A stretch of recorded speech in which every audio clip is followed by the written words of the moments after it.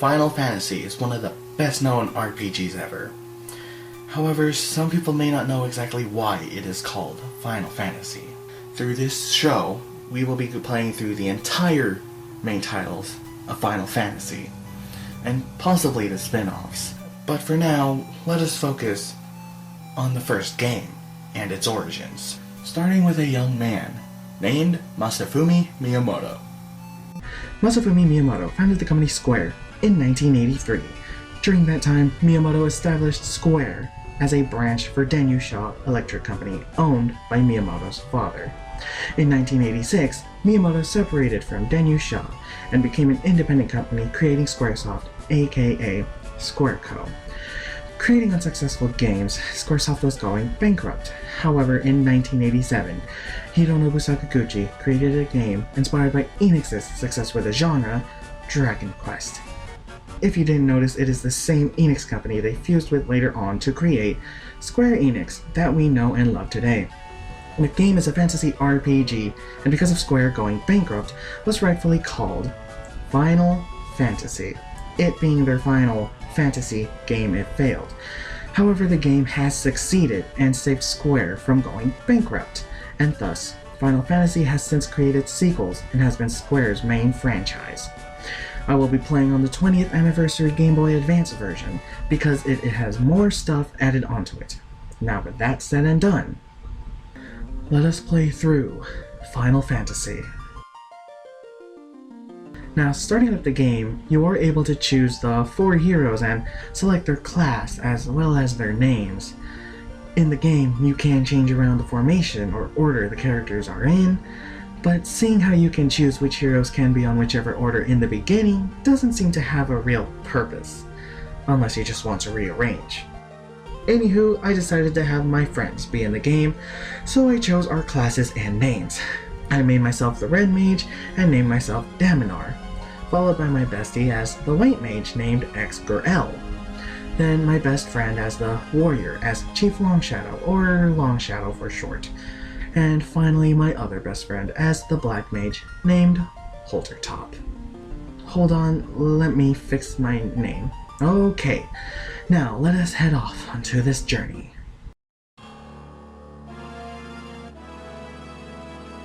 The world lies shrouded in darkness.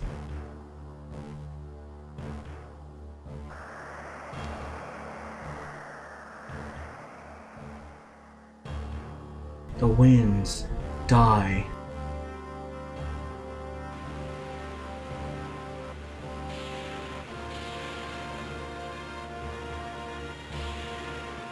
The seas rage.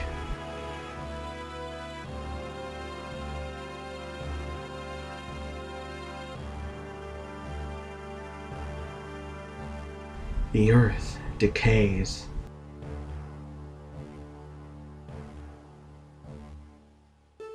But the people believe in a prophecy, patiently awaiting its fulfillment. When darkness veils the world, 4 warriors of light shall come. After a long journey, 4 young travelers did at last appear. And in the hand of each was clutched a crystal.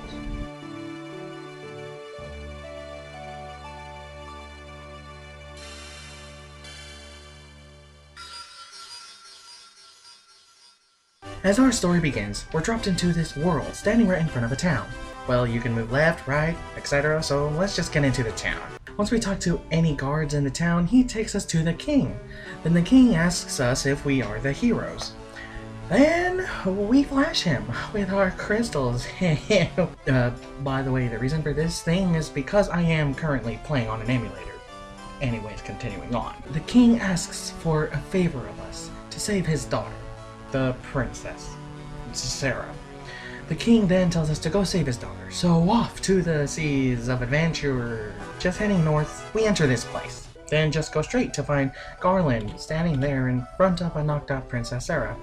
Then interact with him and he just babbles on about himself being all high and mighty like a douche. Then Garland challenges us to a fight. So now we fight him, having to struggle an intense fight as we clash blades and magic, then he dies. After that, Sarah wakes up and we head back to the king. And the king thanks us with a prophecy we already know, just said different. God damn it, we know! Yeah! We finished up, so we head off and oh, never mind.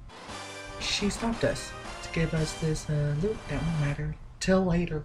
Then we have a very cute little cutscene of the bridge being built, and all of them were ordered to triple time their building skills. I understand stuff needs to be done ASAP, but there could be some heavy casualty. Well, they're done. And once we step onto the bridge, this prologue has ended.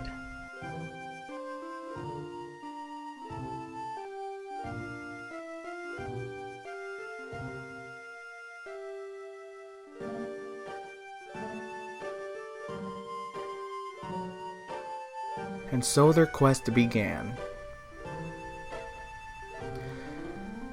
As the four warriors of light, they felt overwhelmed by the great task destiny had placed before them.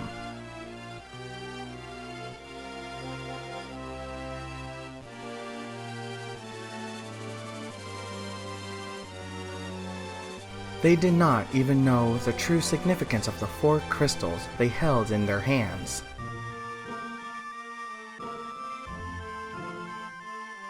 The crystals that once, long ago, held a light that shone so brilliantly.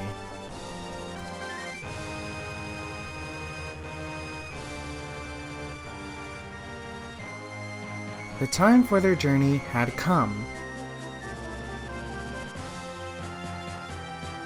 The time to cast off the veil of darkness and bring the world once more into light.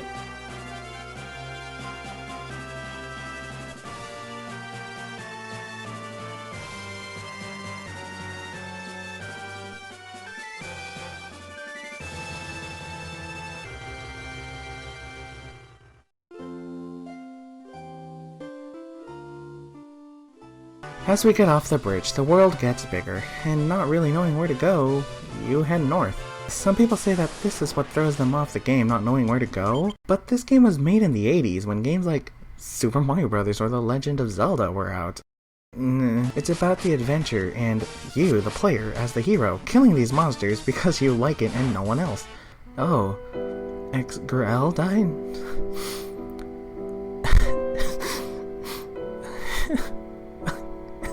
Oh god. Anyway, heading north, I found this mountain cave area, and upon entering, I meet Matoya, who is blind because he or she is missing his or her crystal eye. Was that? Who could have stolen it from me? Well, you know what else was stolen? The rest of your shit! Hey, peace, I'm out. Later, you head towards the only way you can to the right and find out you are to enter this town. And you are also to face these pirates. Wait, what? Cannonballs? Yar, come past me, matey, that'd be inappropriate. So you fight his goons, and he gives you a peace prize for being a bubble-bloated baby. Congratulations, you've obtained a ship. Okay, now that I got the ship, there is something that I must explain. Remember not too long ago when I mentioned that this game is about the adventure and you, the hero, going around killing monsters? This is a perfect example of having to do this. This is literally 30 to 35 minutes of me going around killing monsters and getting lost. I didn't know what to do, and I was getting infuriated. None of these NPCs in the town were helping me, so I got lost. I just went around and found some fish ports. Sure, great. It's like I can park my boat there, but God damn it, a dead end. God damn it, another monster. God damn it, where the hell do I go? Then I decided to have a different mindset. Don't care where I was going, just wanted to face these monsters and get stronger, leveling up my team. That was when I started having lots more fun with the game. You are the hero in this game, and the only heroes because you want to face the monsters. And you are the adventurers because you want to see the world this game has to offer. Going around looking at the game and challenging the monsters made this game a lot more fun for me than when I was like, where do I go next? Well, we go here next into this castle. Problem solved. Yes! We finally found it, and all I had to do was sail south from the last castle. God damn it! Upon entering the castle, we find this here sleeping elven prince. I guess you could call him a sleeping handsome. And anyways, we find out this elven prince is actually under a sleeping spell, and we need to wake him up from this magic. First, let me enter the town of Elfheim and heal up at the local inn. By the way, very subtle on the fact that this is an elf's town. Yeah, these townspeople, they look adorable. Their design reminds me of the Kokiri kids, kinda like Link from The Legend of Zelda. Here lies Link. Okay. Wait, what? There is literally a tombstone that says, "Here lies Link." Why? Could this actually be the Kokiri forest? Just makes sense. Joking aside, we enter the Western Keep and talk to this king, and he asks us to get his crown back from the South Cave. Fighting some monsters along the way, we find the Marsh Cave. Searching through the entire cave, I finally found the damn crown. Better be worth it. Oh no, he's actually the bad guy. Bitch, next time don't stay in a destroyed castle filled with bats. Anyways, I destroyed this liar, and we obtained the Crystal Eye. We already met Matoya, so we'll give him, or her, the eye back, and in return get the Jolt Tonic. You know where we go next? We then head to the Elven Prince and give the tonic to his healer. The prince then wakes up from his slumber and speaks of fulfilling a prophecy, and to fulfill it, he gives us this mystic key.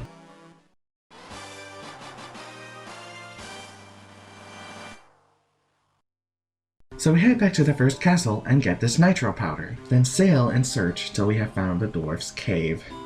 We then give the powder to this here dwarf. He sets it up and decides to almost blow our ass up. I'm pretty sure he destroyed some wildlife with that powder, but he opened up a canal for us to sail through, so... He then says thanks and leaves. Really? He almost kills and just leave? Yeah. Really? Slimy bastard. We then sail and find this town, and find it is in shambles. We then find this here cave, and looking around... hold on. Let us kill one real quick. Yeah, okay, now as I was... Wait, what? Why? So it turns out, if you step on any of these here tiles, you encounter a fight no matter what. So then we fight. Again. And again. And again. We then fight and kill this vampire. Then give the star ruby that we got from the dead vampire chest to the golem, who then leaves. Then get this earth rod from this sage and head back into the same cave. Getting lost along the way, we then encounter the very first of the 4 fiends that we must fight to restore the 4 crystals. The Fiend of Earth. Oh my goodness! Look at him! He looks much worse than his little sprite outside of battle. Plus, his name is Lich. Yeah, so after a really intense fight, we finally put an end to Lich, the Fiend of Earth. We then present one of the crystal shards, and restore the crystal back to its former glory. We also unlocked a secret area that was blocked with Lich's essence, I guess you'd call it. Now, we are officially done with the Crystal of Earth. Moving on to the next crystal, we find this small town of Crescent Lake. At the back of the town, we find a circle of magi. Oh wait, nope, just a circle of sages. Technically talking to them is just exposition, but one of them will give you a canoe that allows you to move on the lake, giving you more freedom of movement. We then enter this here mountain and face the Fiend of Fire, the that's her name, don't wear it out. So we kill this Fiend of Flames and restored the red crystal to its former glory. Yep, here's the proof for you. Right there. There you go. We now try to find the water crystal, but first let us obtain the Levy Stone. And I'll let the rest of this explain itself.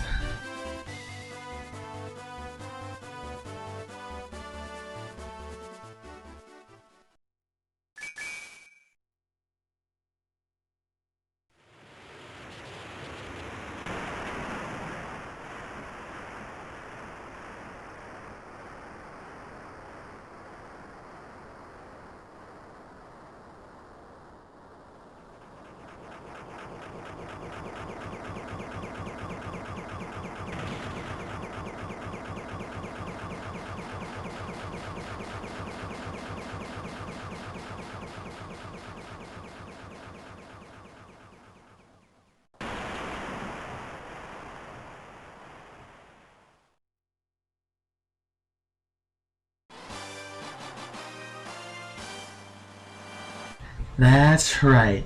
We finally obtained the airship. With the airship, we can now reach a lot more new places. The next town we go to is this here town called Gaia. I got some information on where to go next, but got lost and along the way found Bahamut. He then turns us into advanced versions of our original classes.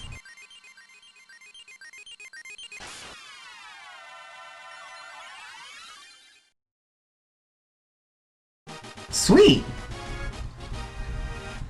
Back to the info we gained earlier, we find out that we must rescue this little bottled fairy, and that we must return her to Gaia. Oh, look at her. She looks kinda like Navi, and there she goes. We talk to the fairy, and she says she will pay us back by giving us an item called the Oxyale that will help us progress to find the water crystal.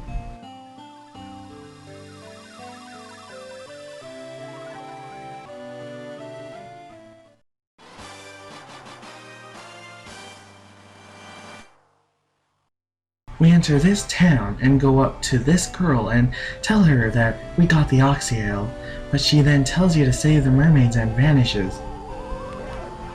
The fuck? Did this girl just die? Anyways, we enter this barrel submarine and submerge into the ocean deep.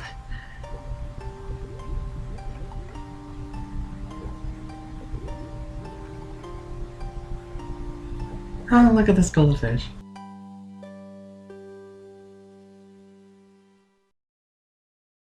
After going through the dungeon, we find the Rosetta Stone, an item that'll help us progress later on. We continue on to find the water crystal, being guarded by, you guessed it, the Fiend of Water, of course. And his name is... Kraken! Wow, so original. Now we have defeated him with ease and restored the crystal's shine yet again. So we're about done here. We return to Shambles Town and show this dude the Rosetta Stone. He then teaches us how to speak another language. Get back onto our airship, and after searching for the next...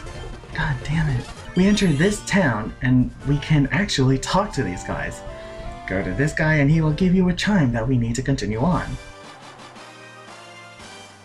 We use the chime to enter the Mirage Tower in the desert. After going through the Mirage Tower, we step on this teleporter to the Flying Fortress. And now that we're here, we can go ahead and face the last of the 4 fiends. After going through this ungodly annoying place, we finally face a multi-headed dragon whose name is obviously... Wait, what? Hold on.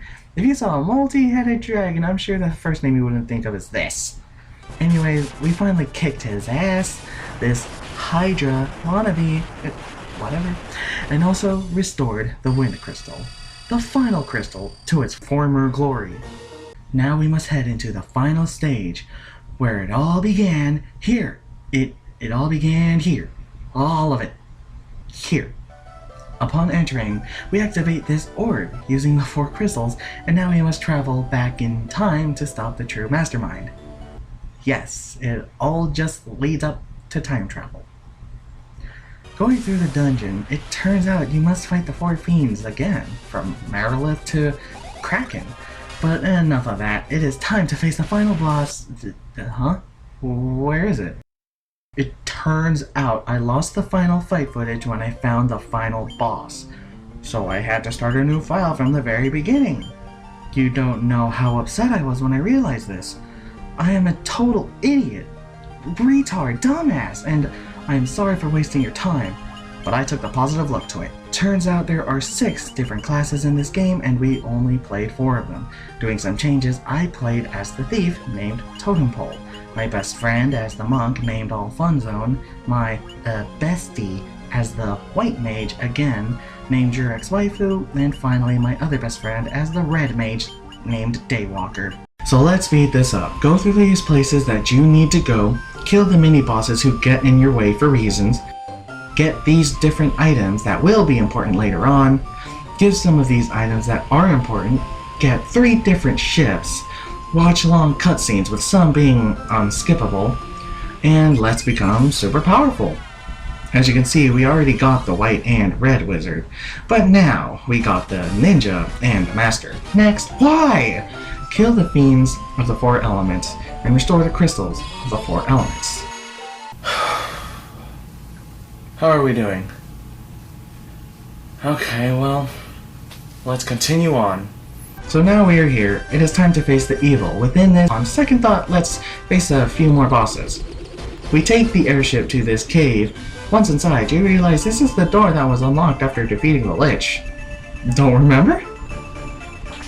In fact, it happened to every single one of them. But we'll get to them shortly. For now, we're focusing on this place. Going through the dungeon is cool, but it is somewhat randomized, so I just skip to this place, interact with this ominous talking flame, and we are challenged to a fight. And we find out that it is Echidna. Really? Just Echidna? Why not Knuckles the Echidna? Because he would have been a better redesign than this one.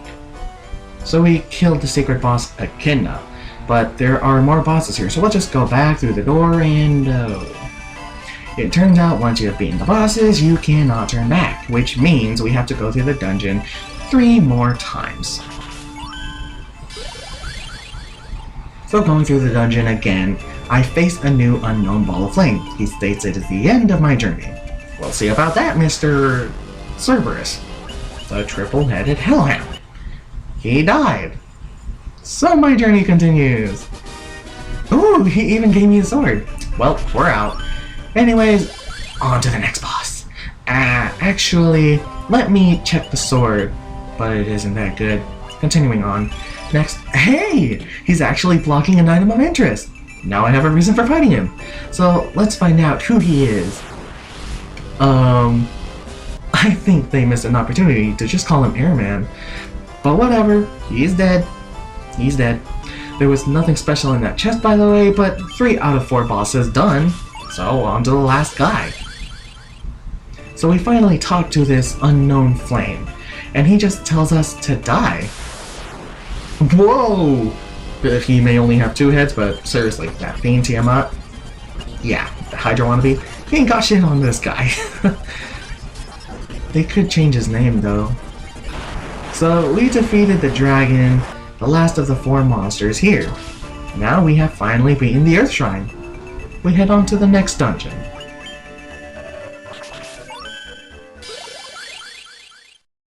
So we head into the next secret dungeon that Merilith unlocked, the Hellfire Chasm. So going through here, it is still randomized, but all the stages look like this, so it's not very interesting. Plus you have to move or else you'll get hurt, even when you're standing still.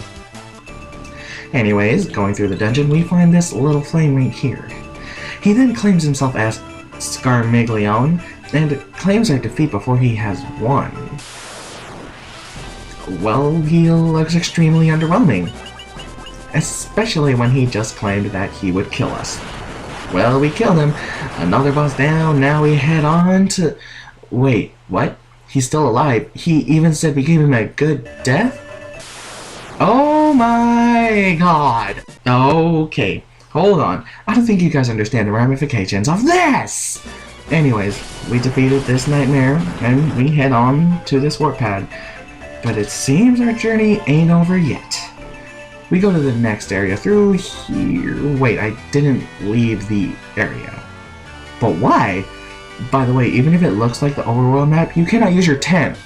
Anyways, I am reminded I am in the Hellfire Chasm. Fast forward past the dungeon, now we must talk to yet another unknown ball of flame. This is actually a plus in this place because they actually state their names. Oh, hello? Why are you just in a bikini? I mean, seriously, you're literally in the flaming core of the earth. What the hell are you doing dressed like that? Questioning attire aside, we defeated Barbarisha and obtained the sword Braveheart. As we warp out, we have beaten 2 of 4 bosses, and we will go back to defeat the last 2. Went through the same dungeon again, and we speak to this here Poor, lonely flame ball. Wait, why do we have to fight?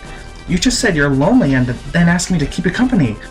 Are you so sad and alone that you would rather have yourself killed than be left alone again?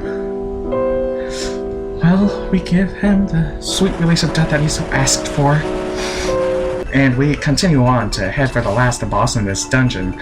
But first, there is a portal here, and it leads us back into the surface. We have no reason to go back because we still have one more boss to beat.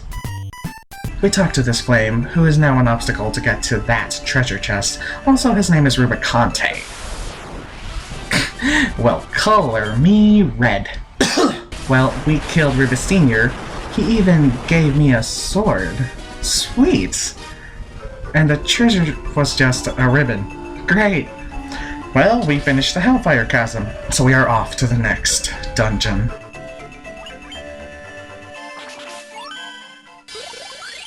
First, we must get on our ship and head to the next dungeon that was unsealed when we defeated Kraken, the Fiend of Water. The dungeon is this here whirlpool called the Life Spring Grotto. Also, there's some mermaid. Anyways, continuing on, we head on to the first boss. I got kinda lost, but talked to some mermaids and they led me to here. I assume that this scary man they talked about is the boss, but it's just a couple of mermaids. I just decided to get whatever is in the chest and look for the boss. What? I think I found him. Oh, you got the power of Excalibur. Cool. Oh, hey! Gilgamesh. That's a cool name. Well, he's dead. I kinda liked him, and he seemed like an honorable warrior. He even gave me gloves. We unlocked a door. It turns out it was this door. Even the mermaid says it's open now. This abnormally placed platform is actually the warpath to the surface, but we are not finished here. On to the next boss. What? Look at all the dancers dancing by. This next obstacle is just getting through these dancers. Nothing too difficult, but a really nice change. We talked to this flame ball, and it just says interlopers. Oh my! You think he's hungry? I mean, look at him with a gaping mouth and this attack called Wormhole. You would think he was Kirby. He took longer than the others so far, but we beat him effortlessly. We then head to the next floor that is flooded. This is the coolest part about these secret stages, finding different unique levels, like this floor where Dark Bahamut tells us to face specific disciples to continue on. We pass, but enter another new floor. Speaking of very unique floors, this floor is my most favorite. Playing through the game, when I found this place, my jaw dropped. When the music playing and the brightness, plus no enemy encounters, this place seemed to be the closest to enlightenment. It was so new to me, I had to take things slow. The floors might be made out of glass because they will flash for you to see for a few seconds. Well, enough mooching, on to the next boss. We now talk to this fire. I am that which follows Omega. Okay. Whoa! Shinryu. Shinryu. Shinryu. Is this who you're looking for, Ryu? Oh no, he's actually pretty difficult. Two of us are already dead. Oh! So is the rest of us. Well, up for round 2. Wow, he was very difficult, but we beat him. He even gave us Ragnarok. Fitting. The treasure chest had the hero's shield. We can't go back, so we're just going to return and face that last boss.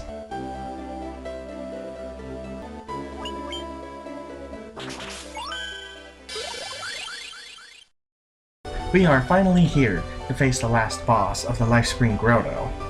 Oh, well, you must have been very lonely. Okay, he just wants an honorable fight. Better than the rest of the bosses so far. We have defeated him. Well, he was not as hard as Shinryu can, but nonetheless, he was defeated. I have given him sweet release from his lonely years. We are finally done with the Life Spring Grotto, so we'll head to the last dungeon and the last 4 bosses.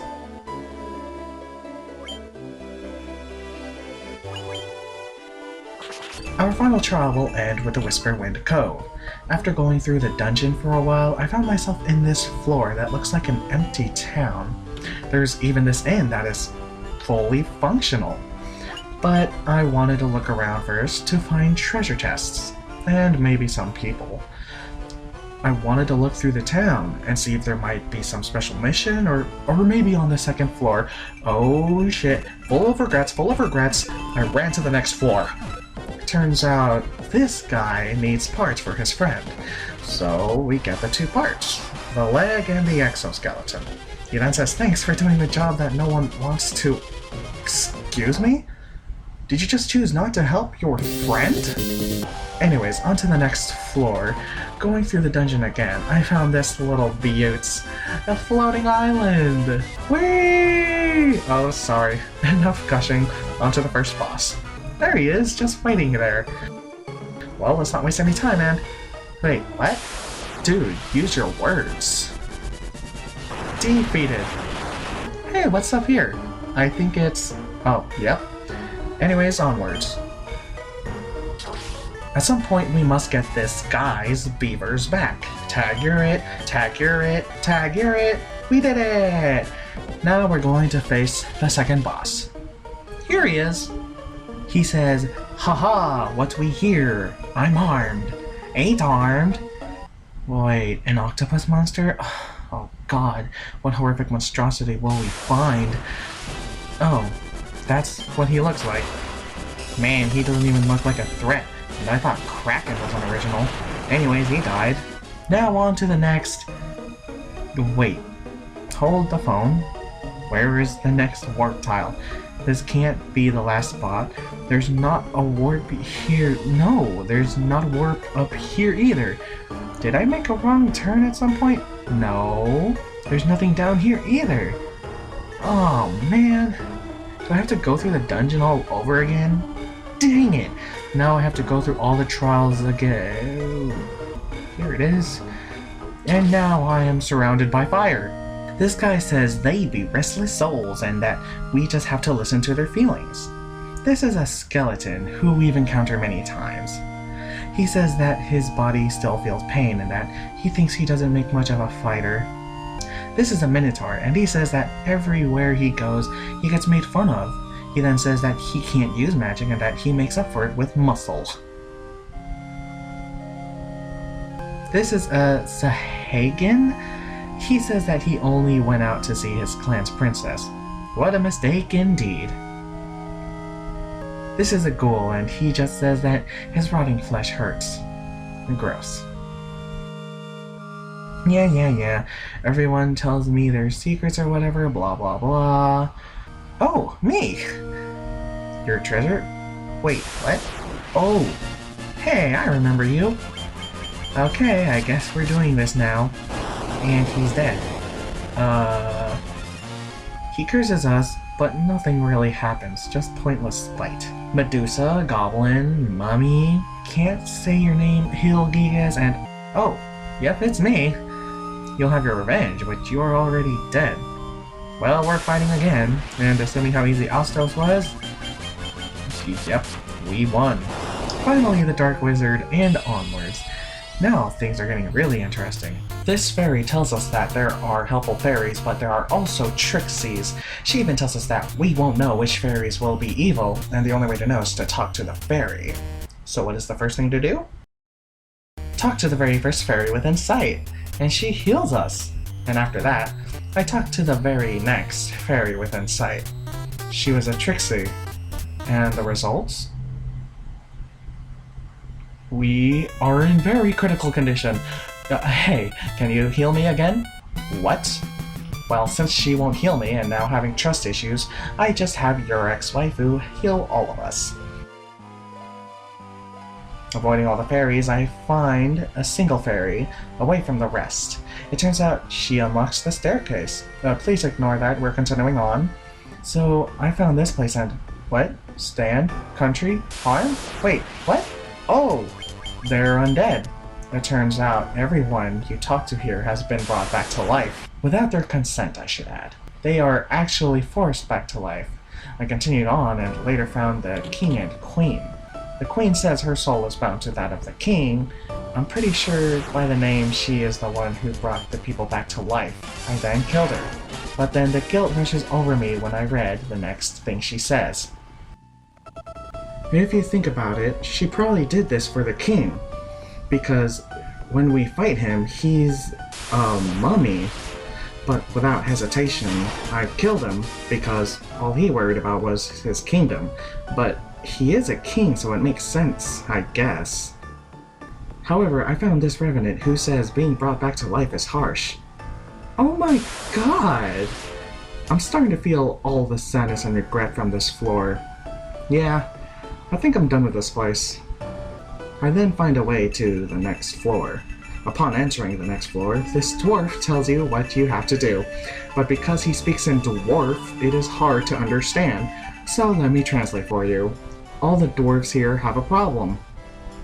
If you help them, they'll help you in return. All you gotta do is listen to what they have to say. So I do exactly that, finding an item that one dwarf needs and talk to him and trade for another item that another dwarf needs, just a trade fest floor. So we head on to the next floor, and now we are in a place more depressing than the Revenant floor. There is a little house beyond this bridge, but this guy is blocking the way to the house. He'll tell you that in the house is a monster, turning them into stone. He then asks for our help. I just assumed the monster is the third boss, so I went straight in. Ah, great. The sad song is still playing even after I enter the house. It turns out it was the third boss, and he says he'll send us to the next world. And it's a train? Is this a PSA for air pollution or something? Well, we defeat this train and turn him into scrap metal, and now we smell flowers? So we head back, and we are actually at a beautiful field of flowers. The guy says we've saved them and thanks us. This is a really nice view, but we must continue on. At some point, I ended up here, where this kid tells you that he is playing hide and seek. He then asks for your help. We have to help him find a black-haired kid. That doesn't sound too bad until I stepped out the door. It turns out, when you go through one door, it'll teleport you through another door. And you have to find the right door to get to the black-haired kid. I found him, but I spent the next 5 minutes. I repeat, 5 goddamned minutes trying to find my way back to the first house I was in. But eventually, I found the light at the end of the road. I have found the right door. So you tell him where the kid is at. The kid then leaves, and now we head into the next floor to face the final boss. We're finally here. Time to see who or what we're up against. Oh, Death Gaze. He looks kind of like a kite with a skull. Well, we killed him, and that means we are finally done with the Whisperwind Cove. Now we can head to the final... Oh, wait! What's this? The Ultima weapon? Yeah! This weapon is awesome! Look what it does to my stats! I'm taking it. Now that we are done with the secret dungeons, actually they aren't really a secret, so I'll just call them challenge dungeons. Now that we're done with the challenge dungeons, it is time to finish this. We must return to this castle, the Chaos Shrine, and with strength in our hearts, we harden ourselves for the challenge that is to come, and activate the portal that will take us thousands of years back in time to fight the real monster responsible for everything.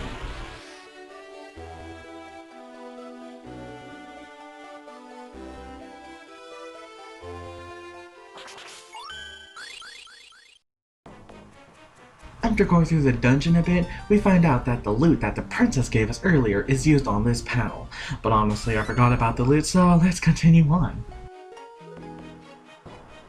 We must be getting close because the Lich just jumped at us near a staircase. But we defeat him nonetheless. Since we have gotten considerably stronger since the first time we fought, he was not that difficult. Now we have to get to that staircase. And since the Lich fought us before that staircase, there will be a fiend here to fight, and we are greeted by Merilith. Wasting no time, we defeat her. And now we're going to face the next fiend. And surprise, surprise, we are facing the Kraken. We have defeated him, and we are going to face Tiamat, the last fiend of the four. As I went through the dungeon, it turns out there is a strong sword weapon that even the mages can wield, called the Masamune. It even says a legendary sword without peer. That's cool and all, but as you can see by the stats, my sword is clearly better. We then fight Tiamat, and like the other three, is effortlessly defeated. Now with the fiends out of our way and reaching the final floor, it is time to face the final boss. If this guy looks familiar to you, it is because we have fought him before. 2,000 years from now, you killed me. I am Garland. He then transforms into his true form. He then says he will be born here again, so even when we pass in the present, he will go back in time here, die, and be reborn in our present time again. Well, that sounds like a terribly confusing plotline, but we are now facing Chaos, which he calls himself now. Finally, facing the last boss, I use all of my best abilities I know on him, starting off with buffing my characters, and when we are beefed up, I start adding more magical defense while putting on the pressure. And when we are all beefed and protected, I start putting the beat down on him while also healing my team when we need to. And as I chose my team's next move, I, Totem Pole Joe, have thrown the finishing blow. We have finally defeated the final boss. Our final encounter. Our final struggle. We have destroyed his so-called endless cycle. We have beaten Final Fantasy I. As everything fades to white, we are brought to the credits. As a familiar song plays, we are shown a lot of familiar places and a lot of familiar faces. And this is where our journey ends. Playing through this game, I can honestly say I can play it without having to go through those challenge dungeons. Not to mention, the NES version, or the NES, originally didn't have those challenge dungeons. Because those 16 bosses are bosses that showed up on the later Final Fantasy games. Final Fantasies 3, 4, 5, and 6. When I first played, I didn't know that those were bosses from the later Final Fantasy games. Speaking of not knowing on the first, I didn't know that you could pull up a map in this game. So of course, I got lost. But like I said earlier, if you have this thought of wanting to get this done quickly, like, where do I go next? Where do I go next? You are bound to get lost and infuriated. But when you start having a lot more fun with where you're going, having an adventure, challenging yourself with these monsters, looking at new areas, finding new places in this game, it's a lot more fun. Final Fantasy I is a good game for those who want to start getting into the Final Fantasy franchise. It is also a good way to get into the role-playing games. But I do have to note, if you do play the Final Fantasy I on the NES version, that version is actually harder than the remakes. Not to mention, this is the Game Boy Advance version, which means you can take it on the go. And if you've beaten that game and all of the challenges it has, then you can play this game that comes with it, Final Fantasy II. Speaking of which, I'll be going on a new journey through Final Fantasy II. And if you like this video, please hit that thumbs up button. And if you want me to go through another games franchise, like another journey video, please let me know in the comments below. I actually want to start doing this more, like going through these games as a whole. You know, it's actually pretty darn fun. I get to beat a game, not 100%, but I get to beat a game, and you guys, and I get to show you guys, so I would like that. Yeah. And also, I have created a Facebook page just for my YouTube. So please, if you could, go over and give it a look and give it a like. Yeah! I would really appreciate it. I am not really a social media person, but I will try, and I mean I will try to do a lot more social media. Yeah. Also, speaking of Facebook, I also got a Twitter, and you guys can also follow me on that. Like I said, I'm not much of a media person, but gonna try to be on it more often. So, if you also want to support this page, please hit that subscribe button above. And thank you guys for joining me on this journey through Final Fantasy 1.